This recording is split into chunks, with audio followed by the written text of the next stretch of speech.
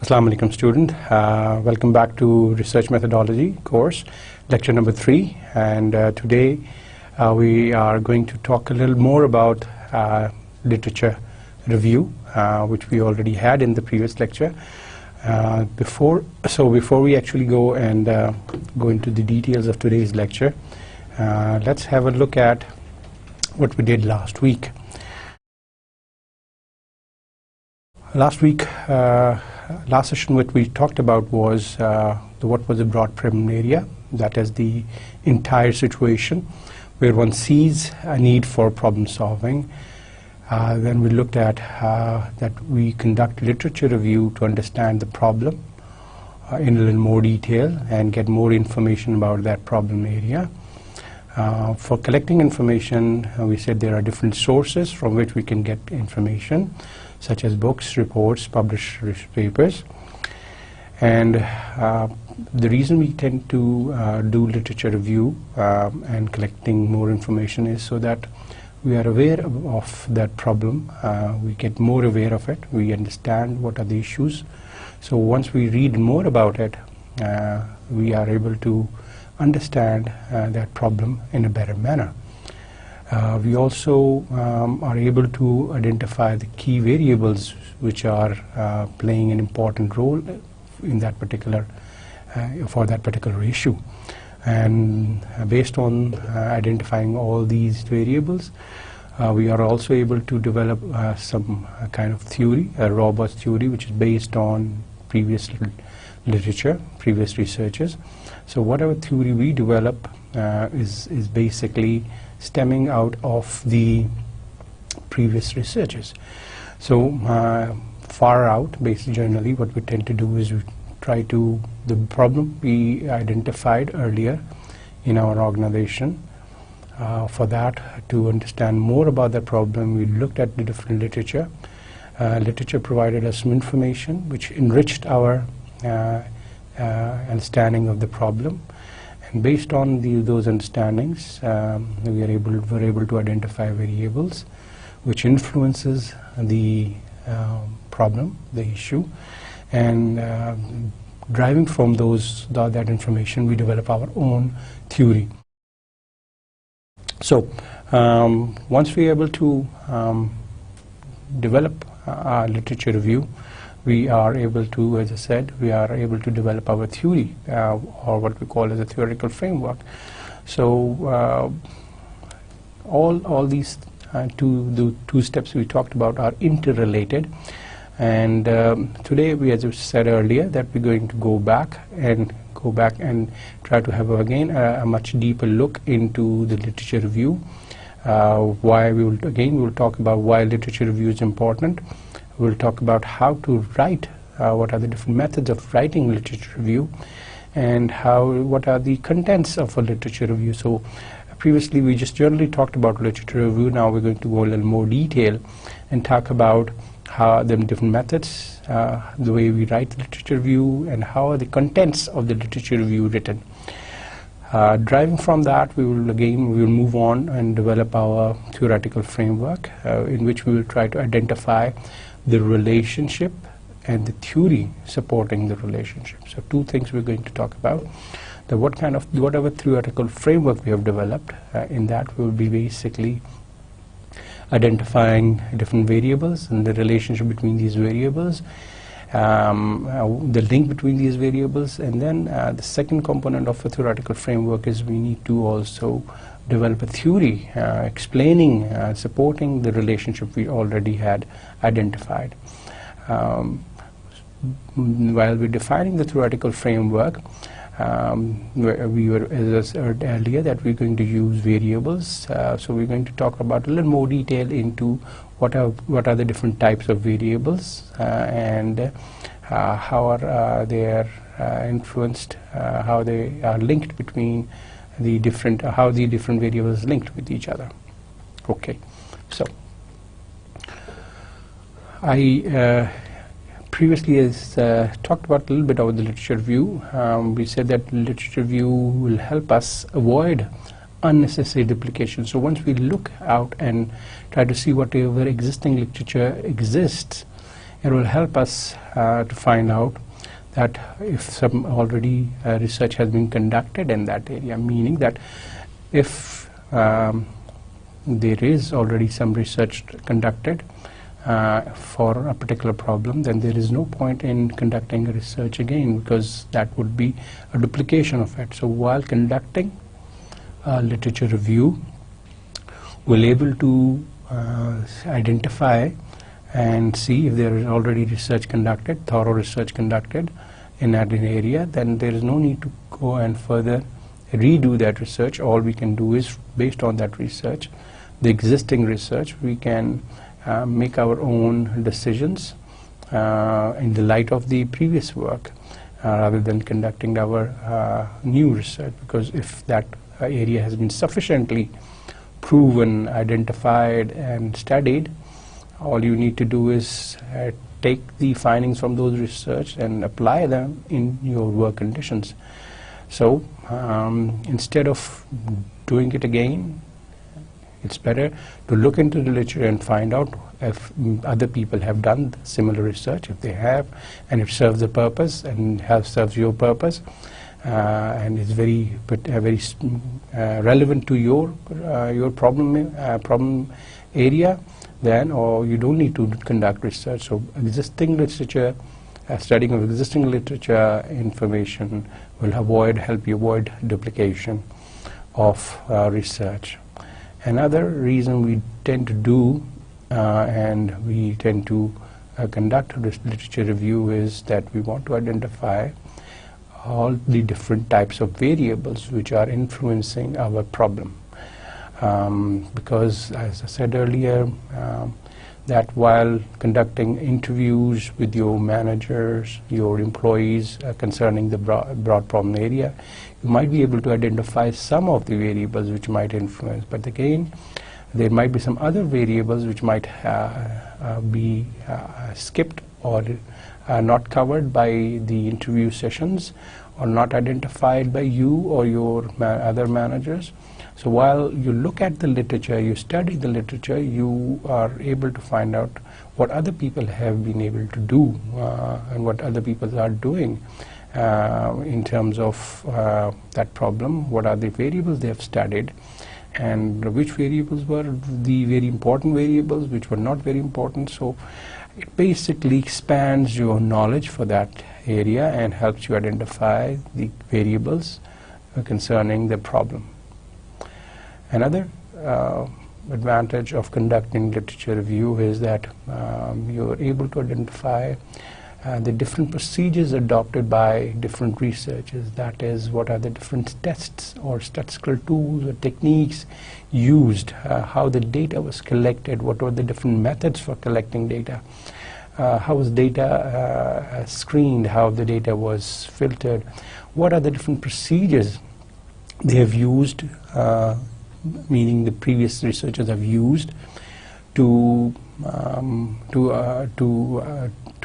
research, and these tools could then be used by you if they are applicable for your research. So basically, existing literature will help you know what kind of techniques were used, what kind of procedures were used previously, and either you could use similar techniques for your research, some proven techniques which have been successful, and or you could use some different techniques in case the previous techniques are not good enough, or you feel they were not adequate enough. So by studying previous literature, you will be able to identify the procedures used by previous researchers and design in your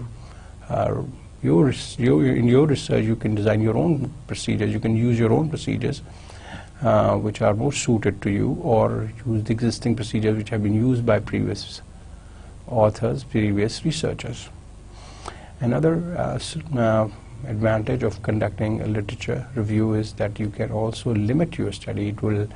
By studying the existing literature, you will be able to identify the domains, the areas which are relevant to you and the areas which are not. So by studying the existing literature, you'll be able to differentiate the issue where the problem lies, and if that area is within your scope. And by studying existing literature, you will find out that some of the literature which identifies that a particular problem is either falls under the organizational issue, or is it under the economic economic section, or is it deals with the financial area of your organization, it deals with the behavioral area. So by studying existing literature, you will be identify that what is the domain of your research, and this will help you design and run your research more efficiently. There were two steps in conducting literature review. One is generally termed as the survey of literature. The other is termed as the documentation of the literature. In the survey, basically, in this particular step, you search, you look, you read literature which is available. And in the documenting of the literature component or the step, what you tend to do is you write what you have read in your own words, that whatever the previous researchers have done or written, and you try to synthesize, summarize their work and present it in a way that someone who is not researching but reading your research can get familiarized with the different existing literature which has been published in that area, people who have written in that area. So what you tend to do is read what people have done, search and read them, and then synthesize and summarize the work which you have read in a way that people who are reading your research can get a good view of whatever literature has been written previously, whatever literature which has been written previously. So it provides the reader of your research an overall picture of what has been written concerning the broad problem area which we already identified. While conducting the survey, as we said, that is where we are trying to search for information, search for literature. There are different sources which are like books, research articles, theses, conference proceedings.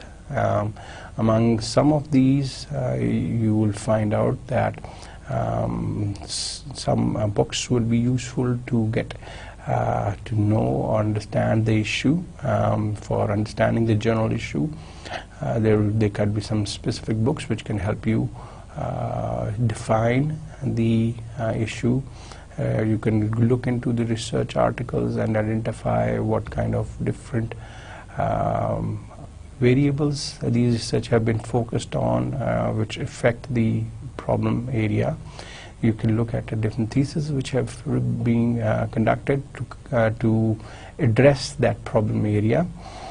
Similarly, there are different conference proceedings. You can read and read the proceedings and find out what the previous researchers have done, or what the previous literature have been written. Or to obtain all these kinds of information, you could use libraries, you could use the internet, and as I said earlier, that you could use online databases. And there are certain databases which are full text, which you can find the full article in which you of your interest. Or there could be there could be databases which just keep a track of the abstracts, and once you read through all the abstracts, you can identify the research article which is of your interest, and then try to request and acquire the full article if that article seems to be very relevant to your research. So you basically survey and try to search for information relevant to the problem area which you have identified, and try to raise the level of understanding of that problem and problem area. Once you're able to read and sufficiently spend some time collecting information for your problem area, then you sit down and try to document it as well. And while documenting, there are 3 activities which need to be considered. One of the activity while documenting is that what you tend to do is you follow a certain method of developing what we call as a list of reviewed articles. This activity involves of developing a detailed list of the article which you have reviewed. What you tend to do is you document it. You keep a record of what article which you have reviewed, what was the author for that article, when was that article published, what year this article was published. So the details of the article, such as the year of publication, the journal which has been published, the title of the article, what you tend to do is you keep a list of all those articles, books which you have surveyed, and you develop a list for that. This particular step is what we call as the method of documenting a list of the reviewed articles, or the more. And there are different modes for documenting that. We're going to talk about these different modes a little later during this session. The second activity you tend to do while documenting the literature is that you try to reference, you try to cite and quote the articles which you have read.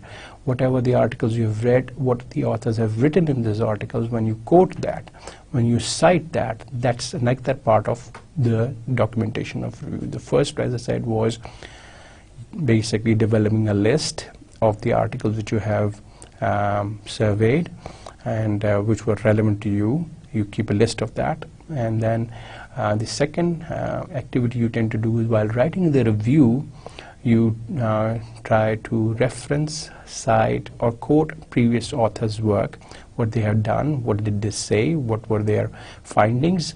That kind of thing, when you start documenting it and referencing it, is the second type of activity you tend to do. And one thing which while writing, while documenting, while referencing, is that how you arrange and how you basically organize this document, the literature review in journal, what we are talking about. The arrangement is also, we need to look at that there is a method to that as well. And while you're writing the review, you basically need to make sure that it follows a structure. It follows a kind of organized, it's in an organized way, so that the reader can better understand the situation. So there are 3 activities while doing a documenting of literature. First is the method of documenting the list of reviewed articles. That is how to document the list. The second is how to quote and cite previous authors, and generally how would be the structure of that review, how the structure, what will be the flow of that review which you are writing. What is going to be the flow? I mean, it has to start from somewhere, it has to end somewhere. So you need to look at that you need to follow a certain structure while writing the review. So the review has also some kind of a structure which needs to be followed. Before we look at the structure, how we structure our review, let's look at how we develop a list. What I wanted to say here is that while developing a reference list, or there's another terminology which is called the bibliographic list, is a list of work that is relevant to the main topic, arranged in an alphabetical order. The list of articles which are concerned to your study are arranged in a manner, which in an alphabetical manner, and basically usually they tend to be at the end of your report or research article. So at the end of the research article, what you tend to do is you append a reference list or a bibliographic list, which all has the author's name, the year of publication, the article name, the journal it was published. That details. All these authors are placed at the end of the research, and they are sorted in an alphabetic manner. The difference between a bibliography and a reference list is that the authors which have been quoted within your literature review, the ones which have been discussed within your research, are placed in the reference list. And the authors which have been not discussed in your research, but you think they are important and relevant, but you did not quote them, or you did not use them, you did not cite them, they could be placed in your bibliographic list. In other words, your bibliographic list has both, could have people, the authors who have been cited in your research and who have not been cited. So bibliographic is a more larger list, whereas reference list is a subset of the bibliography, whereby the reference list only lists those articles, those researchers whose work has been cited in your research article or in your literature review. Anywhere in the research, if you have cited some authors, then you can place those authors in your reference list, whereas the bibliographic list can have both kind of authors, people whose work has been cited or not cited but are relevant. So a bibliography could be the readings which you have done but not used in your research article for referencing or citing, but you feel that they are important, so you provide them and you place them in your bibliographic list. But the people whose work has been cited, who's been referenced, are placed in your reference list. Let's look at some of the modes or the methods of referencing and developing a reference list. There are different modes of referencing in business research. For example, the APA publication of Manual of American Psychology Association, well, most commonly known as the APA mode, the Chicago manual style, the Howard style, the Turabian style. All these are different styles. Basically, these styles they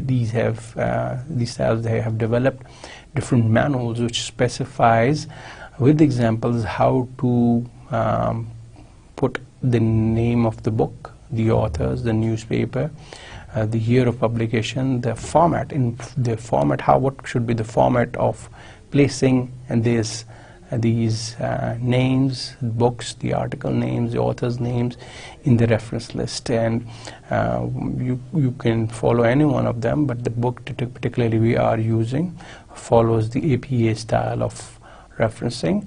I have I attached a few examples from the book. Let's have a look at some of these examples. Okay, let's look at the specimen format for citing different types of references. If a book is by a single author, the way you do is you write the last name, the middle, the first name, the abbreviation of the first name, the year of publication, and the title of the book, which is Management on the World Wide Web, published at Prentice Hall, by Prentice Hall. These are the publishers. This is the city or the state where this particular book has been published. So basically starting with the last name, the middle, and the first name. The middle name has just the abbreviation has been used with a dot. So this is one way of referencing your authors, different authors which have been quoted or cited in your research. Another example is if the book is by more than one author, you basically start writing the first author's name, and then you place a dot and a semicolon,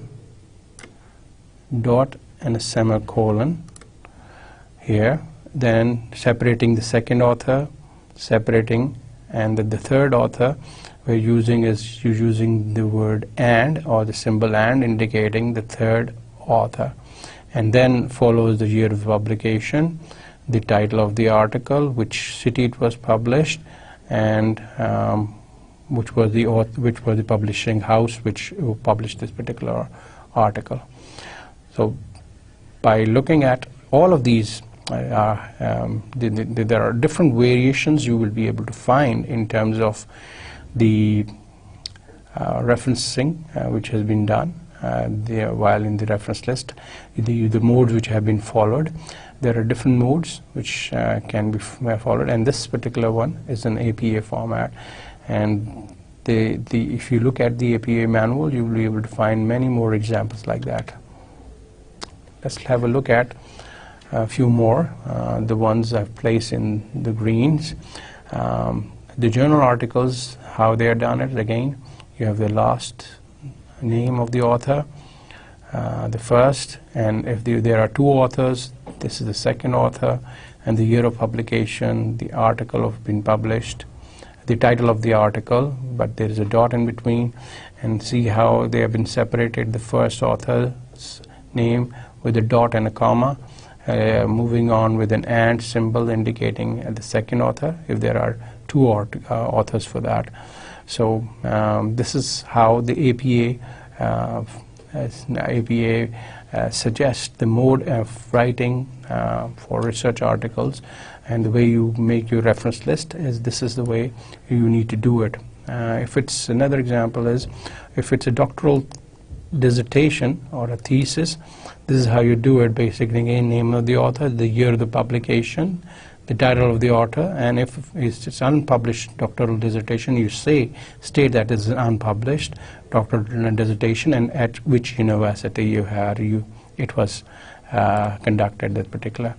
So this is an example of how to basically write in your reference list the doctoral thesis, how to write the list. This is the mode how you do that.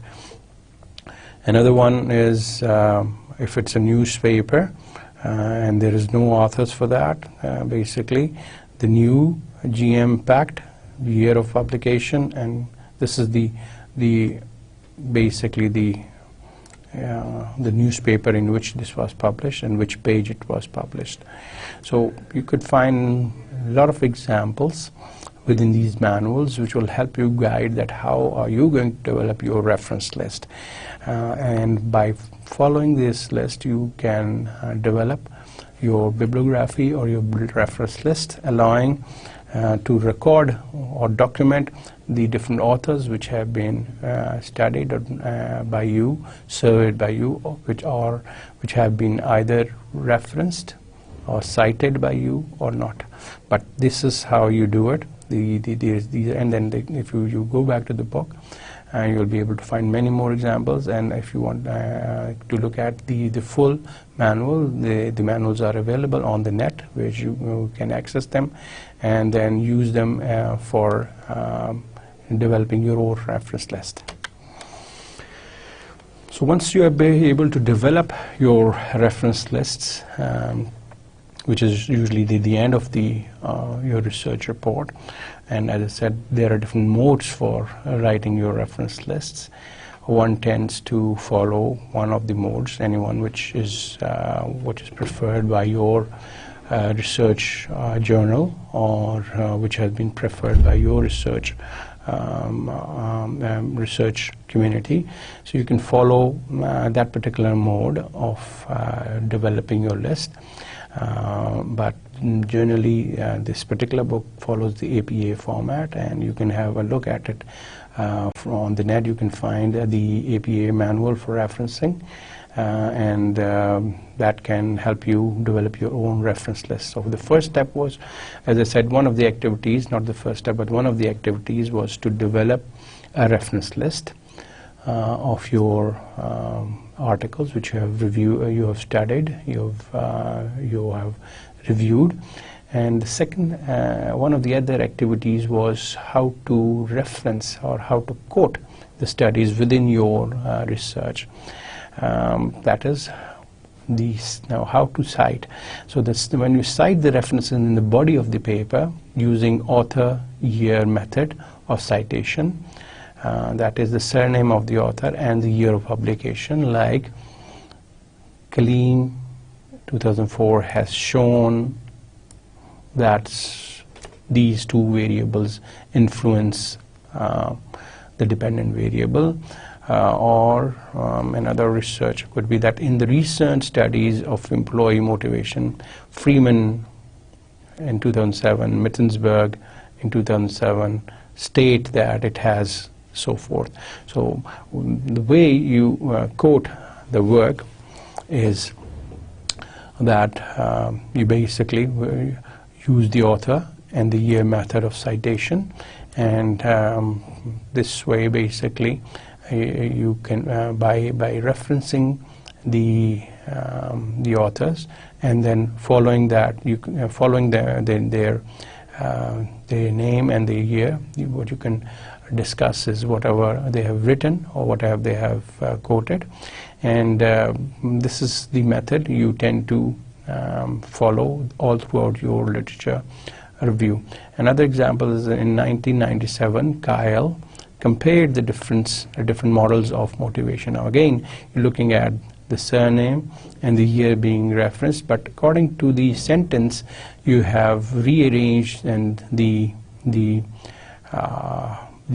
surname and the author to make the sentence look more meaningful, and the flow of the sentence more meaningful.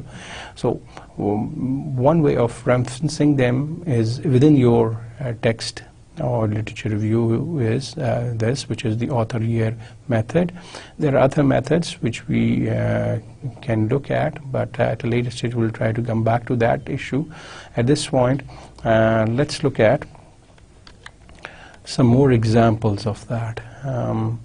Here again in this line number 2, when work of author, when the work of his author is by two individuals, always cite both names every time the reference occurs in the text. Now there is again another guideline provided by the APA that if there are two authors, this is how you do it, and so forth. So there are a number of ways, and there are different examples. By examples, the authors have shown that what could be the different ways of referencing the authors within the text of your research article. So wherever when you're citing certain authors, how do you cite them? You basically identify the author's surname and the year, and then following that, what you can do is you can write what they have been able to find in their researches. On the other hand, there could be different scenarios. There could be two authors who have written that article. There is a method of that. There could be more than two authors. Then there is another method in which you basically try to use the et al. Instead of writing all of the author's name. What you tend to do is you tend to say et al. Indicating the first author, and then instead of quoting all different authors' name, maybe 6 or 7 different authors who have jointly written the article or the book, instead of writing all of their names, you tend to just use the first author's name, and then you can just write et al., indicating that there are more than 5 or 6 different authors to this article, and instead of writing all of their names, this is how APA suggests that you should quote. This is how you should reference your research. So you can have a look at the different ways, and a detailed one, as I said earlier, that the manual, APA manual, is available on the net, where you can study the different ways of quoting. And if you're in doubt, always go back to that and have a look at it, that how should you, in your work, quote, reference your literature, in your literature, the different authors and their work. So have a look at that, and with the passage of time, you will be able to become more used to the method and the technique how to reference. Some more examples which are following. You can look at this particular example, which says, when the same author has several works published in the same year, cite them in the same order as they occur. Okay, they're different guidelines. This is again another guideline which suggests that if there are, if an author has published multiple articles, and for the same topic, this is how you treat them. This is how you reference them, and how to quote them. There are again different examples. So you have a look at that, and develop your skills in how to quote different authors, how to reference different authors. So please have a look at some of the examples which are at the end of the chapter 3, and see how APA suggests that how these referencing should be made. While you're doing all this referencing, the background, you need to make sure that your article is written, or you most importantly, the literature review which you have written is written in a structured way. What I mean by that is, once you start writing your review or documenting the previous work, it should not just be written in a chronological way, not by the sequence of dates, but it should be written in a way that makes sense to people. It makes some logical sense to the reader. So it should be written in a structured way, and one good way of writing is that while writing the review, you need to arrange them. You can arrange the segment of your review. The first segment, where you should, in the introduction section, basically what you should talk about is the importance of the subject. So while you're writing your review, you should talk about why this particular research article is, why this particular research problem is important, what is the significance of this research, what kind of role it plays in the management. So before the actual nitty-gritty or details of the research or the variables are discussed, you want to talk about the importance of that issue.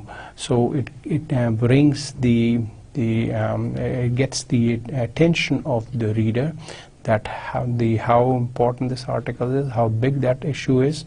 So once you are able to get their attention by identifying the importance of it, you can also you should state the purpose of this and the scope of the review. That in this particular research, what is the purpose? Why are you reviewing this? What is the purpose of this research, and what is the scope? What is going to be considered while in the review? So these two things you need to talk about in the beginning. Once you are able to give the importance and define the purpose of your research in the first few lines, then you can go in detail and talk about defining the different concepts which are concerning the problem area or the problem. So what you need to do is you can then define what are the different key variables, and what kind of what by that mean is you can look at the definition of different variables and define them right in the very beginning, so that once the reader reads, he is able to, or she is able to understand these concepts right in the very beginning, because there could be different terminologies you're using, like the article we're looking and we studied in the last session on flexi time. Before right away going and talking about the importance of flexi time and to the performance of an individual or to the absenteeism, first thing you need to do is talk about what flexi time is all about, so the author can understand the concept, that is able to appreciate the concept, and then the reader should be able to further on read about the issues which influence or which are linked with that particular concept. So defining the concept earlier on helps the reader to get more used to the terms, so there is nothing which is unexplained, so he's got much clarity into what sort of variables he's going to come across and what is the definition for that. So what basically you need to do is you need to look at the different definitions which are found in the literature, and then which definition you are following for in this particular article is to be used in particular articles to be followed in this research, can be defined in the very first few pages, so that the reader is able to appreciate and understand what the issue is all about. Following that, what you can do is you can do a critical review of the different researches concerning that problem area, what these researchers have been able to find out, what kind of relationship they've been able to establish.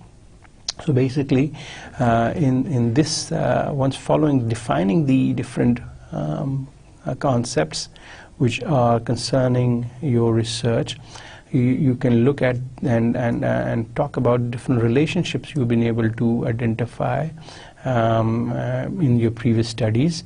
What are the different variables which the previous studies have been able to study and work with, and what are the relationships there. So make sure that here you don't list one study after the other, but what you try to do is you try to classify or compare and contrast between the different problems different researchers have been able to do concerning the problem area which you have identified, and then move on from that point onwards. So you need to basically you need to review the previous researchers and what these previous researchers have been able to identify, what variables they've been able to work with, what kind of relationships they've been able to establish, and basically what you can do is you can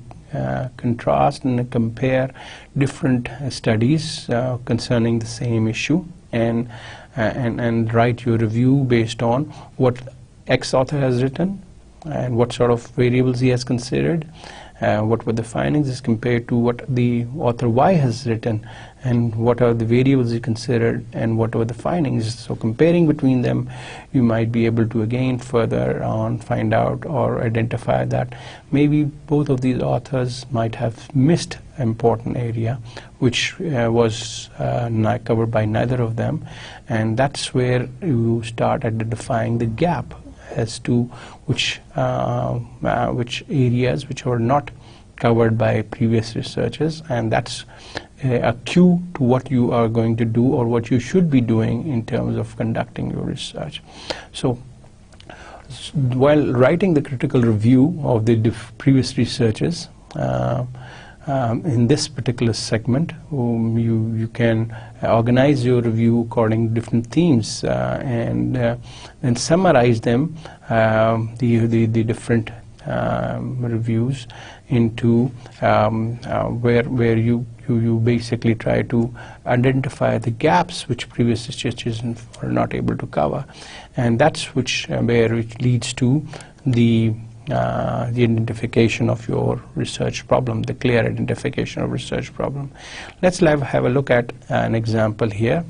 quickly, where what they have done, the authors have basically condensed a literature review, identifying the as I said, they're basically trying to reference at the same time and arrange this review in a structured manner. So let's look at the first few lines. Let's go together. It says, organization theorists have defined organization effectiveness, that is OE, in various ways. OE has been described in terms of objectives by these authors, and here you see there are two authors to there, and the year of publication. Goals, that's another way of defining organization effectiveness by this author in 1960. Efficiency by another author in 1966, and the resource acquisition by these authors. So here basically is trying to identify that what are the different definitions which have been or the different concepts which have been considered for the term organization effectiveness by the different authors. So here generally, if you look at, he has identified some of them consider organization effectiveness is that it is the efficiency. Someone said it is goals. The third said it's the resource acquisition, and so forth. So here he is basically to identify what are the different definitions different authors have used to define OEE. And then he further said that there is remarkable, there's little consensus. So here he says remarkably that there is little consensus as to how to conceptualize and measure or explain OEE. So based on the different definitions being followed by different authors, here the author is trying to look at that organization effectiveness has a problem. This term has a problem because it has been identified by different authors as either its goals, its efficiency, its resource acquisition, and here he is trying to illuminate that there is no consensus, there is no common definition for this particular term, for that to be measured, how to measure. There is no common consensus as to how to measure organization. Someone says you need to look at the goals, someone says you need to, if you want to measure organization effectiveness, you need to look at the efficiency. Someone said it is you need to look at the resource acquisition in order to measure organization effectiveness. So based on whatever previous researchers have made, this author is trying to bring our attention to the point that there is no consensus on what the measure should be. So this should be how, so this is the gap he's trying to identify. So this should, however, not come to surprise to us, that since OE models are essentially value-based, and he then discusses the different themes, why these there is a problem with this particular problem, and why there are different definitions. So, however, he said that there are still limiting them. There are some limitations, and what we need to do is we need to look at. He's saying that we, instead of taking the broader or more dynamic approach, is to be needed. Instead of focusing, he's saying that instead of focusing at just one view or the second view or the third view, he said we need to come and develop a more dynamic definition for OE and so forth.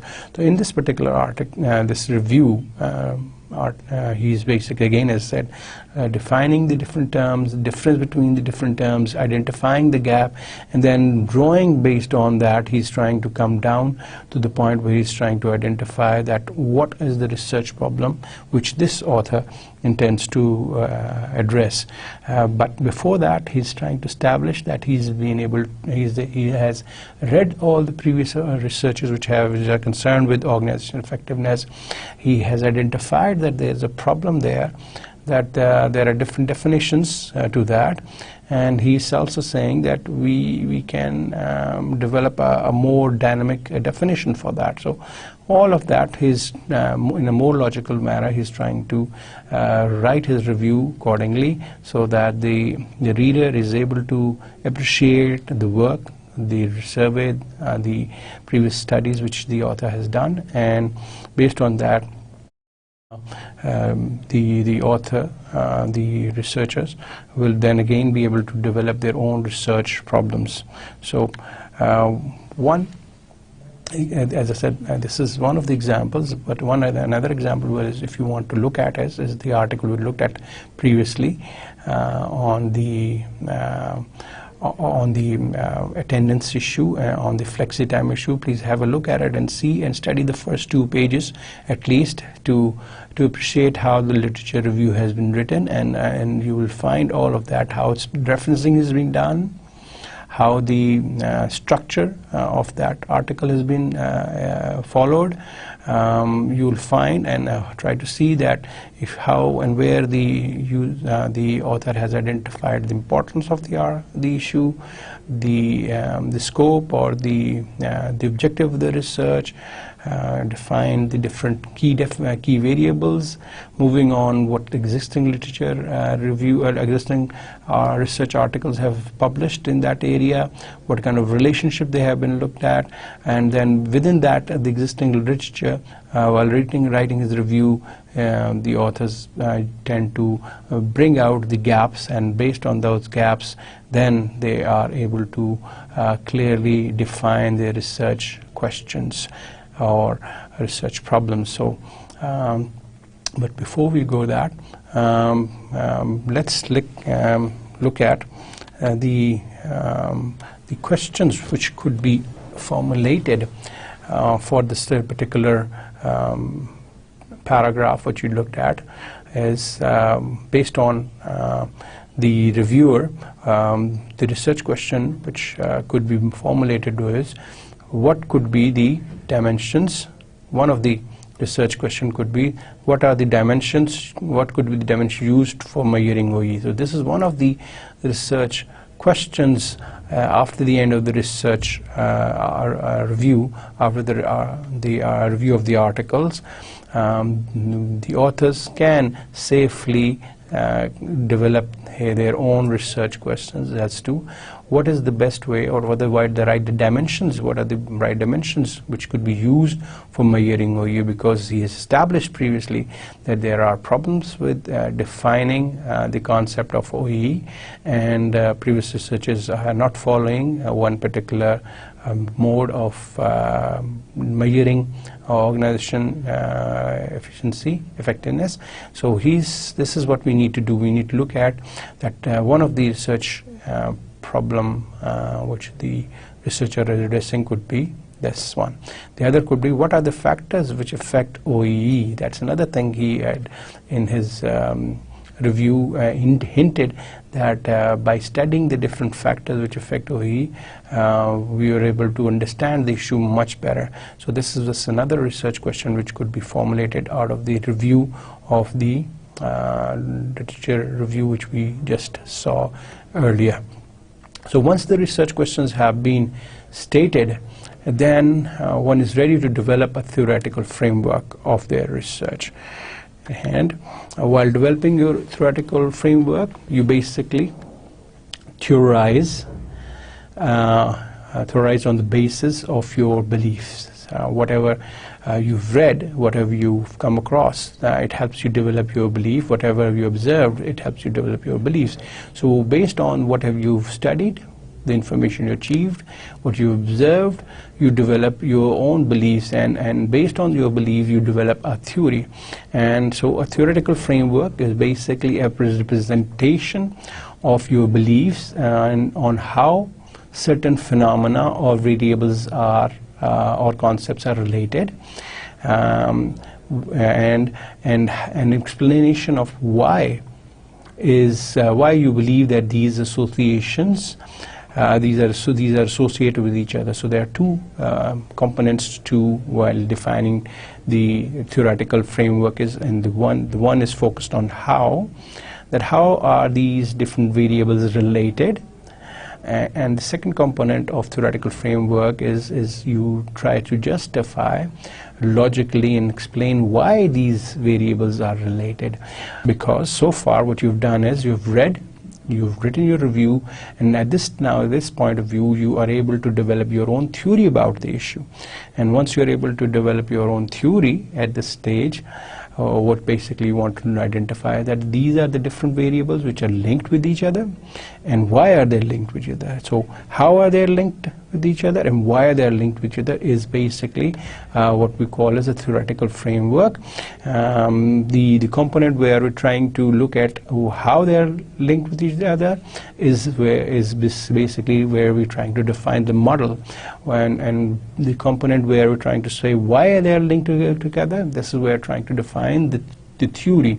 So you need to look at both. You need to develop the model, you identify the different variables and the relationship of these variables with each other, and the second component of theoretical framework is you need to theorize and you need to explain why these relationships are the way you think they are. You need to come up with and logically explain why they are, and that now at this stage is this is your understanding, your belief of what the relationship is. Previously, in the literature review, you were talking about what other authors thought about this relationships, what other author thought about the relationship between these variables was. But at this stage, when you're developing a theoretical framework, it is now your belief, and this is your model as to what are the different variables which are linked with each other and why are they linked with each other. So this is what basically needs to be done in the theoretical framework. Going back again, we said that there are two components to theoretical framework. First, you need to identify the variables and their relationship.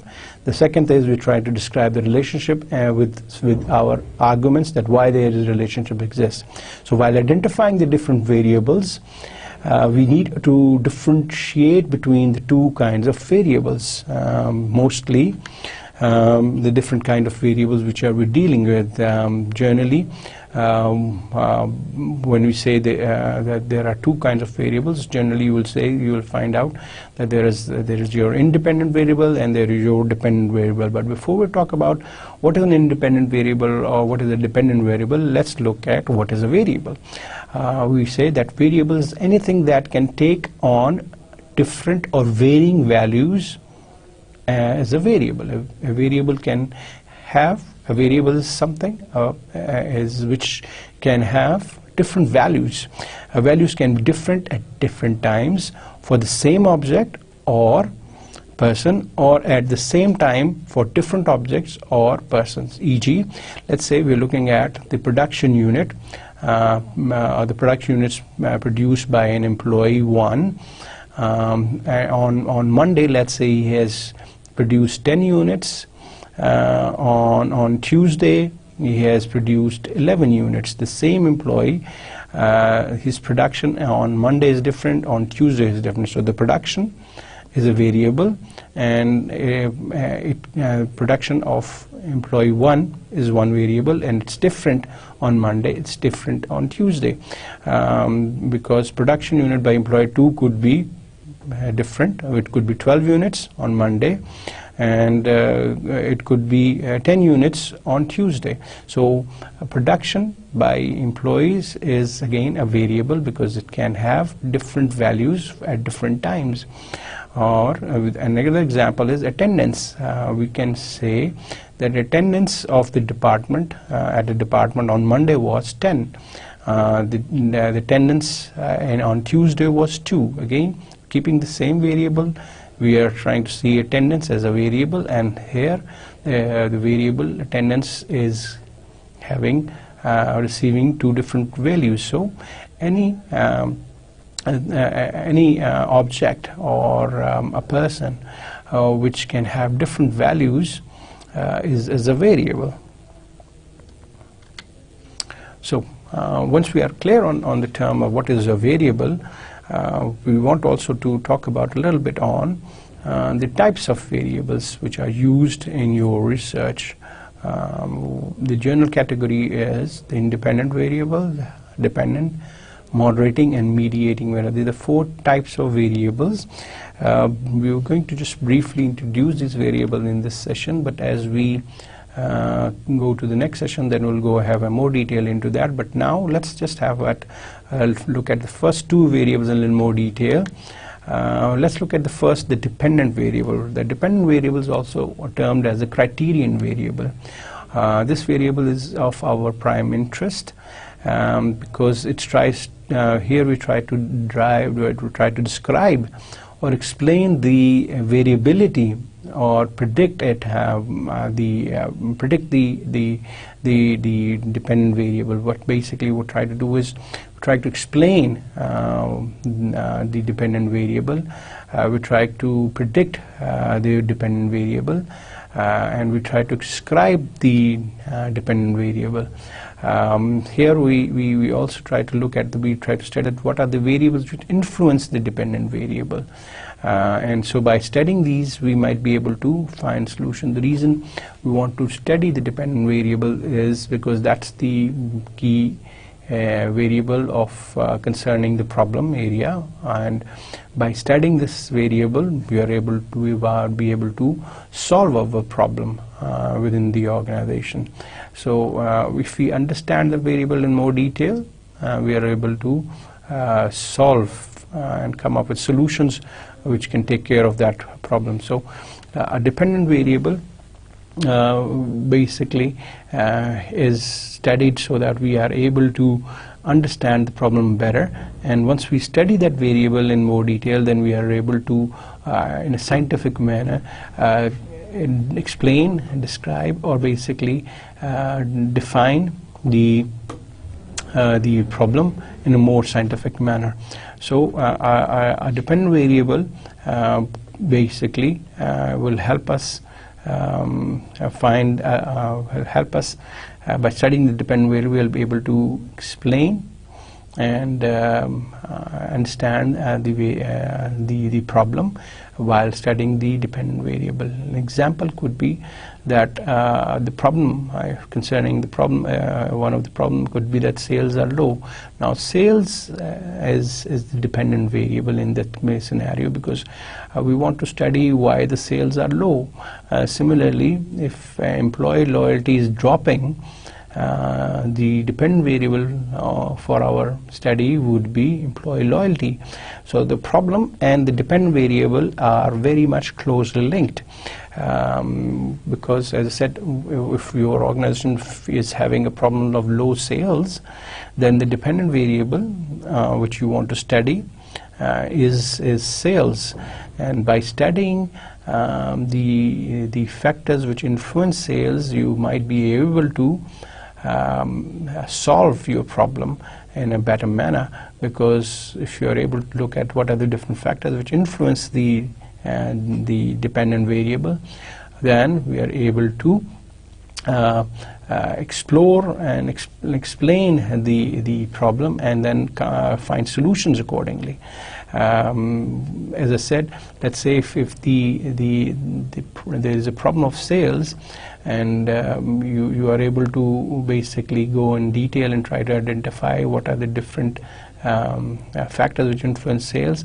By studying the factors which influence sales, we can basically tune our solution accordingly based on the different factors which might influence it. So similarly, if employee loyalty is going down, we can study what are the factors which influence employee loyalty. So by controlling the factors, we will be able to improve the loyalty. Here again, what we need to really appreciate is that employee loyalty is something which is dependent on something. It is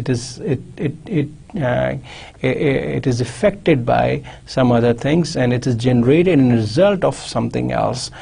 Sales, again, if you look at it, sales again is generated by a result of different activities which an organization does first, and then sales happens. So there is there is what we need to understand as the dependent variable is affected by different factors, and what basically you want to look is what are the things which cause the variability in that dependent variable, what are the things which cause or through what kind of different factors. By studying different factors we can predict the dependent variable. To go and study more of these, we'll have to look at the what is an independent variable. Independent variable is the predictor variable, as I said, that which influences the dependent variable. The influence might be positive or negative. When independent variable is present, the dependent variable is also present. So there is, when we say what is the relationship between the two variables, we are saying that whenever the independent variable is brought out, the dependent will exist. Let's say whenever we try to increase the advertisement, sales will increase. So sales is dependent on advertising, sales is dependent on production, sales is dependent on quality. There could be different factors which might influence the dependent variable sales. So an independent variable when independent variable exists, you will see the dependent variable also exists. So when independent is present, the dependent variable also is present. With each unit of increase in the variable, in the independent variable, there is an increase or decrease in the. This is what we're again augmenting what we have said earlier, that wherever there is an independent variable, the dependent variable B all should be found, and if there is an increase in independent variable, there will be some effect on the dependent variable as well. It could be it could have a positive effect or a negative effect, but nevertheless there will be some effect on the dependent variable as well. In the case of loyalty, wherever when you are able to recognize your employees properly, you take care of your employees properly, you will generate loyalty within the employees. So loyalty is dependent on recognition, on the policies of the organization, which and so forth. Similarly, sales is dependent on production, on advertising, on quality, and so forth. So while looking at the scenario, you will see that in your study, again, the problem area, which was, let's say the problem was sales, the sales would decline in the organization. The variable under study is sales, and the problem was low sales. So we need to look at different factors such as I said, advertising, production, quality could be the different factors which might influence sales. Here, independent variables influences the dependent variable, and if there is shift in or there is a change in the independent variable value, there will be a corresponding change in the dependent variables. So by studying this kind of relationship, what the researcher intend to do is basically to establish that we might not be able to change the sales. What we want to is change sales. We want to have better sales, but how we're going to achieve better sales is by maneuvering the independent variables such as advertising, such as production, such as quality.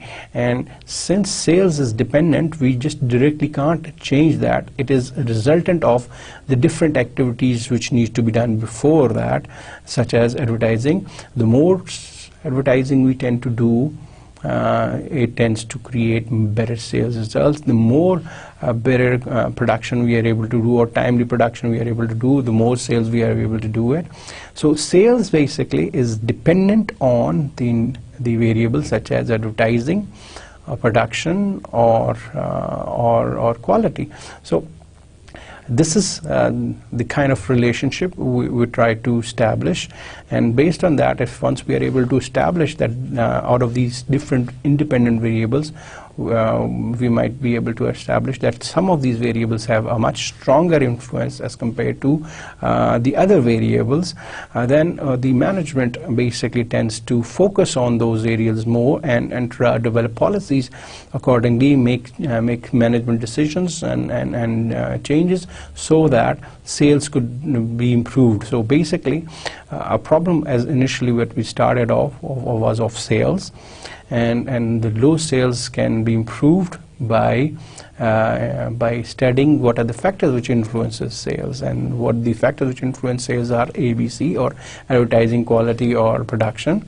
By betternly improving the quality, by improving the advertising, we are able to improve the sales. So this is the basic logic behind developing again the theoretical framework and developing the kind of relationship between independent variable.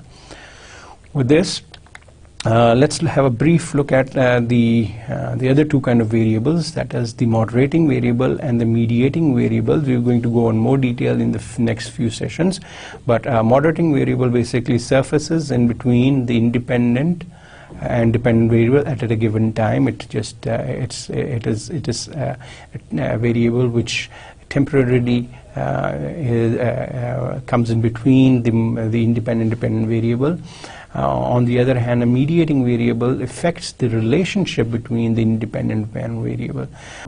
To study these variables, that is the moderating and mediating variables, in more detail, the next session we will have some examples on it and try to define them in a more precise manner.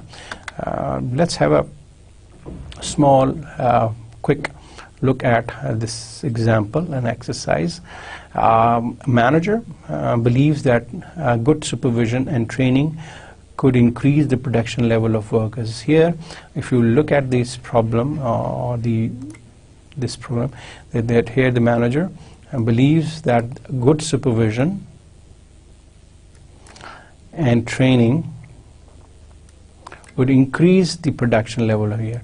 So by just looking at these 3-4 lines, what we can establish that here, if we look at what would be the independent variables, the dependent variable here is basically the production level, because this is of the main concern of the management. The concern is that the management would like to increase. So this is a problem with the management. They are not happy with the production level, so they would like to increase the production. So in this case, the production level is the dependent variable, which needs to be studied, and by doing the literature review and so forth, and by observing, the authors have been able to identify, or the manager have been able to identify, that good supervision and training can improve the production level.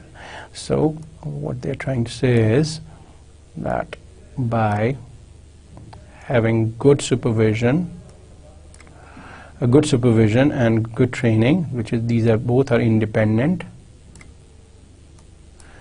the dependent variable, which is the production level, can be improved. So this is one very small example of how basically your theoretical framework is developed from the theories which you have already observed or read or studied, and out of that the core or the core within the theoretical framework, there are core concepts are of identifying different variables and the relationship with different variables, and the second component to that is developing the theory which is supporting. So after developing this model, you need to also look at define why the good supervision is linked with production level, and why training is linked with. You need to logically convince and theorize as how that by increasing good supervision, by having better supervision in the plant, usually they are able to guide, help, monitor your production employees, and which results into better production level. Similarly, better trained managers, better trained employees are able to handle machines better, handle different situations better. By giving them training, this will improve the production level of them. So both of these things are considered as developing the theoretical framework. The first one, when I said this is the model, and then the later part which I was talking about is how you theorize that why these relationships are the way you think they are. So let's have a recap as to what we did today. We said that we talked about literature review, which involves searching and documenting. The second thing we talked about again today was there are different formats of documenting, and we looked at some of the examples of the APA format. We also talked about that there is a structure of how to write the review, in which we try to identify the importance, following by objectives, definitions, relationship identified, and the gaps. This is a good format to follow while writing your literature review. Once you're able to do that, and based on the gaps, you are able to write your research questions. The next step you tend to do is you try to develop your theoretical framework, which represents your belief in how the variables are related and why are they related. And we also looked at generally the 4 different types of variables: the independent, dependent, moderating, and mediating variable. With this, we conclude our session, and then we will come back and talk about these variables in a little more detail in the next session. Thank you. Assalamu alaikum.